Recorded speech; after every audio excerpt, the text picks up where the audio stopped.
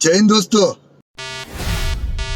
आग लगाने वाला मीडिया बहुत चालाक, जब भड़काता है तब धर्म का नाम लेकर डिबेट करता है, जब आग लग जाती है तब उपद्रवी कहता है। कुछ गोदी मीडिया बेशरम हो चुका है, वह एक तरफा रिपोर्टिंग करता जा रहा है। तय आपको करना है क्योंकि शहर जलता है, सभी के बच्चों के स्कूल बंद होते हैं। जनता इतनी कमजोर हो चुकी है कि वह अब अपने बच्चों को दंगों की चपेट में आने से बचा नहीं पा रही है। बात तो सही है। आप मुझे बताइए, मेरा मुल्क कैसे तरक्की करेगा? कॉलेज और यूनिवर्सिटी से निकले हुए लोग रक्षा चला रहे हैं और जेल से निकले हुए लोग मुल्क चला रहे हैं।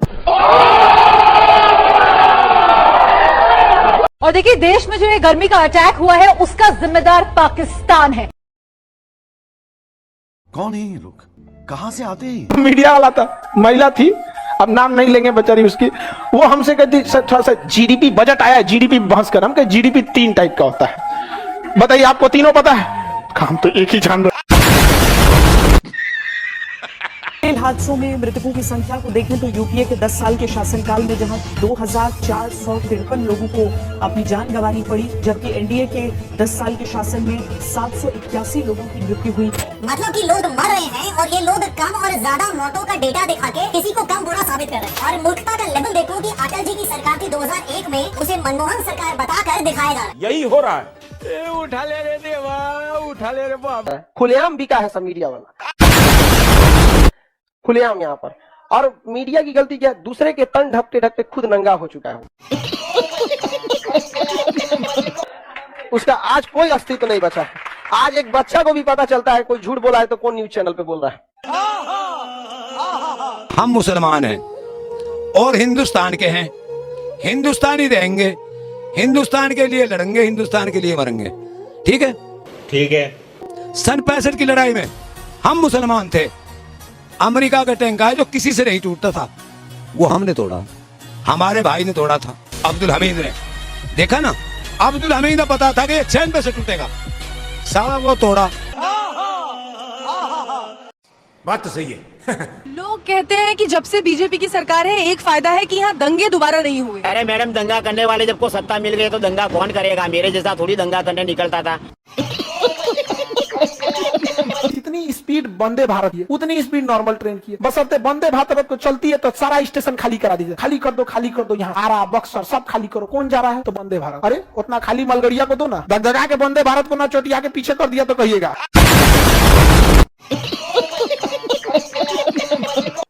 सुखदेव जी, जरा एक बात उन पर आप कह दीजिए, राहुल गांधी जी विदेश में जाकर ही ये बातें क्यों उठाते हैं? और इस बार जब G20 चल रहा था तब वो यूरोप में बोल रहे थे। यूरोप में जहां जिन लोगों ने मणिपुर के ऊपर रेजोल्यूशन पास किया, उन लोगों के बीच में राहुल गांधी जी थे।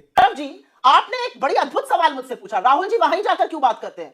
आई don't think you are hibernating under a rock ना। आप किसी रॉक के अंदर रह रहे हैं क्या? राहुल जी लगातार इन मुद्दों को यहाँ पर भी उठाते हैं और जब उनसे सवाल कोई विदेश में पूछता है तो वहां पर भी उठाते हैं। राहुल गांधी जी ने 5 दिन में 3 प्रेस कॉन्फ्रेंस कर दी। मोदी जी ने दुनिया के मीडिया को यहाँ पर मदर ऑफ डेमोक्रेसी में बुलाकर एक प्रेस वार्ता, एक प्रेस कॉन्फ्रेंस, एक प्रेस स्टेटमेंट नहीं कर पाए। मोदी जी प्रेस से बात नहीं करते, हाथ हिला के चले जाते हैं, आप लोग नारा लगाते रह जाते हैं।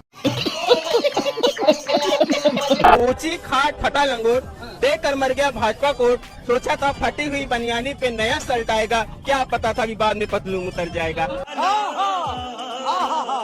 कि कौवा सावन में नाची जाए तो मोर नहीं बनता, हर दाढ़ी रखाने वाला रविंद्रनाथ टैगोर नहीं होता और हर गंजा कभी चाणक्य नहीं बन सका। ये पत्रकार महोदय ध्यान रखिएगा। हमारे प्रधानमंत्री ने किताब लिखी है, परीक्षा में तनाव कैसे घटाएं, जबकि उनके ही सरकार के मंत्री, उनका मंत्रालय तनाव का कारण है। आप सर्च करिए कि 155 लाख करोड़ का कर्जा 9 सालों में हुआ है कि नहीं हुआ। अरे यार, जब पाकिस्तान को आप देख नहीं रहे हो कितनी अभी बदत है भाई, अभी बदत है। ये कोई तरीका होता है कि अगर मान लीजिए कि मेरी चड्डी में एक छेद है, ठीक है, तो आप क्या कह रहे हैं? अरे पाकिस्तान की चड्डी में 2 छेद। मैं 2 दिनों से भूखा हूँ, क्या परेशान मत हो, वो 4 दिनों से भूखा। इस बात का कोई मतलब है? कांग्रेस वोट हम हिंदुस्तान में कर रहे हैं और कंपैरिजन पाकिस्तान से चल रहा। हम चाइना से काहे नहीं कंपेयर करते हैं? अचानक से आपकी घबराहट और बौखलाहट इतनी तेजी के साथ बिफरने क्यों लगी है? अभी बदत है भाई। बौखलाहट वो लोग रखते हैं जो मोदी जी के गोद में खेल रहे हैं। बौखलाहट विपक्ष का लगता है। कभी ऐसी शब्दावली का इस्तेमाल करती है ना। प्रियंका जी, आप किसकी गोदी में खेल रही हैं? मैं मीडिया की बात कर रही हूँ। गोदी में कौन है ये बताइए? गोदी में कंसिडर कर, आपको गोदी कंसिडर करती है? शर्म करिए प्रियंका कुशवाहा। हाँ या ना करती है? अरे आप किसकी गोदी में बैठती है ये बताइए ना मुझे। गोदी मीडिया में कंसिडर करती है? बोलना था तो आप गोदी मीडिया बोलती। अपने टर्म को आप यूज करती। भाई कैसी लगी? इतने तेजस्वी लोग हैं हमारे पास। ये हमारे आजकल के 90% नेता इनको इकोनॉमी की स्पेलिंग नहीं पता। सर ये हमारे लिए लॉ बना रहे हैं, ये हमारे पढ़े लिखे ऑफिसरों को आदेश कर रहे हैं। जो आईएएस जिस लड़के ने निकाला है, आईपीएस है, उसको वो आदमी ऑर्डर दे रहा है जिसको ये नहीं पता कि गैंगटॉक हिंदुस्तान में है कि हिंदुस्तान के बाहर है। मैं तो बार बार कह रहा था कि सरकार को पढ़ा लिखा होना चाहिए, क्योंकि कभी कहते हैं कि भ्रष्टाचार खत्म करने के लिए 2000 रुपए का नोट लेके आए, कभी कहते हैं कि भ्रष्टाचार खत्म करने के लिए 2000 रुपए का नोट हटा दिया। तो मतलब कुछ समझ नहीं आ रहा कि सरकार कर क्या। कच्चा बादाम मित्रों, कच्चा बादाम। पहले ये हमारी रेल के ऊपर भारतीय रेल, उत्तर रेलवे, पश्चिम रेलवे ये लिखा आता था। अब देखिए मेरा देश कितना बदल गया है। अडानी रेलवे। सचमुच इससे अच्छे दिन और क्या आएंगे। देखा आपने लापरवाही का नतीजा है। हमारे देश में ये जो राजनीतिक पार्टियां हैं ना, ये पार्टियां नहीं है, डाकुओं के गिरोह हैं। कितने देश देखा है आप लोग?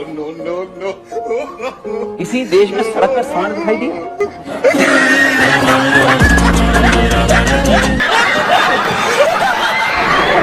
गजब बेइज्जती है। हर चीज आपको स्कूल से लेनी है। किताबें आपको स्कूल से लेनी है, यूनिफॉर्म आपको स्कूल से लेनी है, बेल्ट आपको स्कूल से लेनी है, शूज आपको स्कूल से लेने हैं। बस एक चीज आप बाहर से ले सकते हो, वो है एजुकेशन।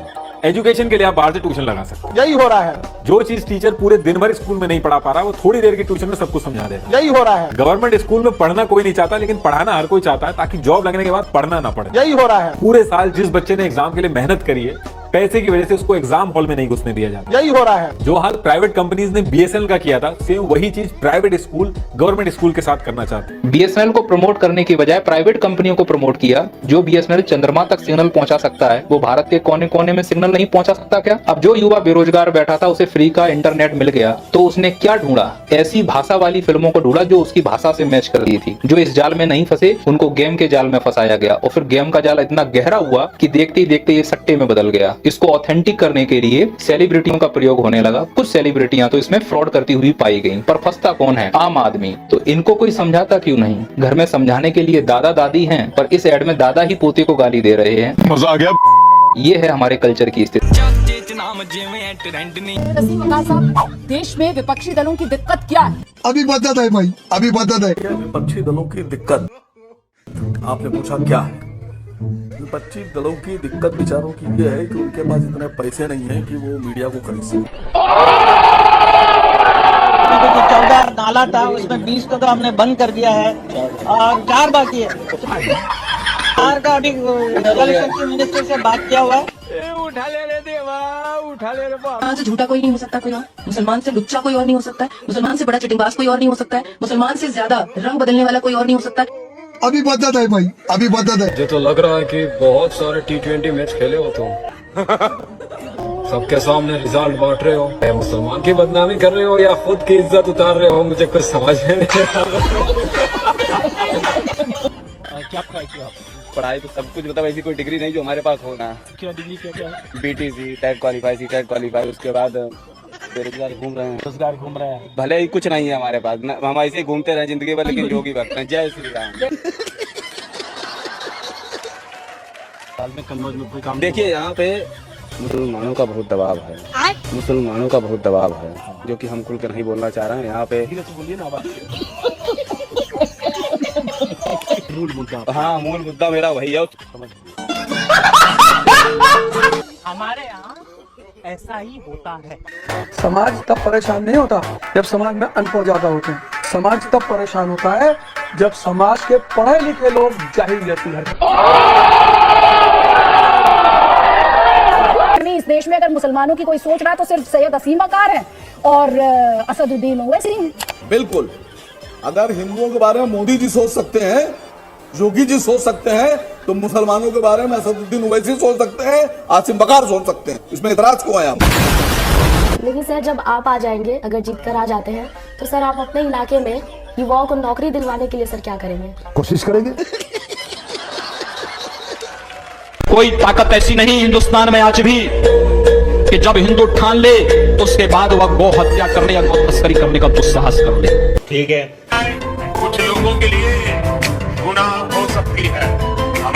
गाय माता है।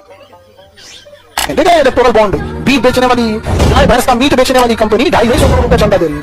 आप सोचिए कितना गाय काटा होगा वो, कितना काटा होगा, आइडिया लगाइए बस। आस्था को तो अस्थमा करा दिया। बात तो सही है। हिंदू खतरे में है या हिंदुत्व खतरे में है? इंडोनेशिया में 87% मुसलमान और महज 1.74% हिंदू हैं, लेकिन हिंदू सुरक्षित हैं। मलेशिया की कुल आबादी का 63% मुसलमान और 6.3% हिंदू हैं, लेकिन वहाँ हिंदुओं पर कोई खतरा नहीं है। अरब देशों का मतोधर्म ही इस्लाम है। 98% मुस्लिम है, वहाँ कोई 1% हिंदू है, लेकिन उन पर कोई खतरा नहीं है। थाईलैंड में 0.02% हिंदू आबादी है, जो खुद को राम के वंशज कहते हैं, लेकिन वहाँ के हिंदू भी खतरे में नहीं है। एक भारत ही है जहाँ 80% आबादी हिंदू है। राष्ट्रपति, प्रधानमंत्री, मुख्यमंत्री, गवर्नर सहित 98% नौकरशाह हिंदू हैं, लेकिन हिंदू खतरे में है। न तो हिंदू खतरे में है और न ही हिंदुत्व, बल्कि हिंदुओं की नौकरी, व्यापार, खेती किसानी, स्वास्थ्य और बच्चों का भविष्य खतरे में है। ये बड़ी अच्छी बात कही है। एक अकेला कितनों को भारी पड़ रहा है। आपको मालूम है अमेरिका में एक राष्ट्रपति आया, बराक ओबामा।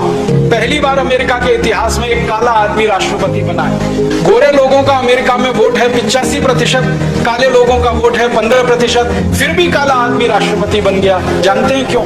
बराक ओबामा ने अमेरिका के लोगों से वायदा किया था कि अगर मैं राष्ट्रपति बनूंगा तो अमेरिका के भ्रष्ट नेताओं का पैसा जो विदेशी बैंक में है उसे वापस लाऊंगा। अमेरिका के लोगों ने उसको जिताया। इतने से बराक ओबामा जीतने के बाद उसने पहले ही 15 दिन में यह कानून बनाया और स्विस बैंक से 470 अरब डॉलर बराक ओबामा वापस लाया। 4,490 अमेरिका के नेताओं का पैसा, 470 अरब डॉलर अमेरिका वापस गया और उसने उस पैसे का इस्तेमाल देश की अर्थव्यवस्था में कर दिया। अब ये काम अगर बराक ओबामा कर सकता है तो भारत क्यों नहीं कर सकता? नहीं करते।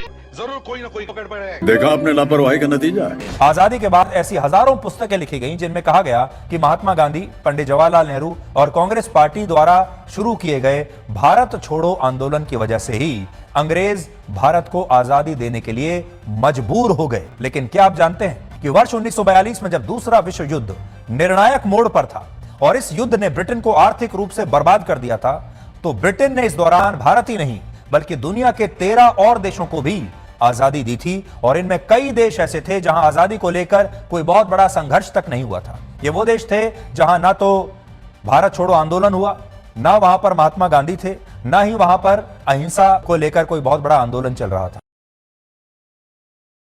इस गांधी को मारने के लिए ब्रिटेन का प्रधानमंत्री ये लिख सकता, ऑफिशियल लेटर है, और उसको आज की भारत की जनसंख्या गाली देती है कि गांधी ने किया क्या था। अरे तुम्हारी औकात अपने गांव के मुखिया से लड़ने की नहीं है और तुम उस गांधी को गाली देते हो जो गुलामी में रह के ब्रिटेन के प्रधानमंत्री से लड़ गया था। ये हाल हो जाता है इस देश का। अजीब अजीब हाल है। जो लोग गांधी को गाली देते हैं ना, उससे कहिएगा अपने विधायक से वो सड़क बनवा के दिखा दो, 4 जूता देगा विधायक ना, तब समझ में आएगा गांधी को क्या हाल हुआ था। यहाँ पर जिस इंसान की हैसियत थी इंग्लैंड जाके पढ़ सकता था, आधी धोती पे जीवन बिता दिया। गजब बेइज्जती है। मुसलमान इस मुल्क के खतरा हैं। बताओ इस देश के ओबीसी समाज के लोगों, तुम्हारे मंडल कमीशन का विरोध किसी मुसलमान ने किया क्या? रोहित वेमुला पायल तड़वी के खिलाफ कोई मुसलमान खड़ा था क्या? आपका लेटरल एंट्री में रिजर्वेशन नहीं मिल रहा है, ये कोई मुसलमान छीन रहा है क्या? सरकारी शिक्षा और सरकारी नौकरी को प्राइवेट हाथों में बेचकर आपका आरक्षण खत्म कर दिया गया, ये कोई मुसलमान कर रहा है क्या? आपके बच्चों की शिक्षा को प्राइवेट हाथों में बेच करके अंबानी अडानी का गुलाम बना दिया गया। लाखों रुपए में डिग्रियां बिकेंगी। जिसकी जेब में पैसा होगा उसके बच्चे पढ़ेंगे, जिसकी जेब में पैसा नहीं होगा उसके बच्चे नहीं पढ़ेंगे। ये कोई मुसलमान कर रहा है क्या?